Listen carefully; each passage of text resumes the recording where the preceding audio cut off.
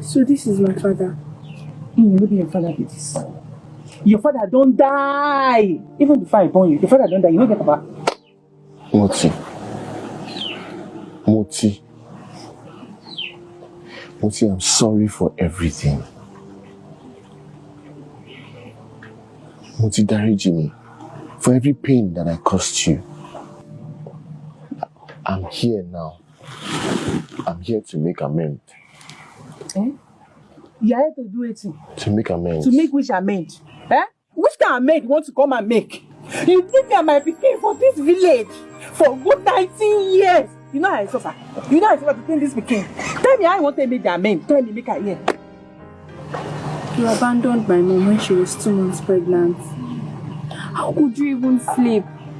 Knowing you left a woman to suffer alone with your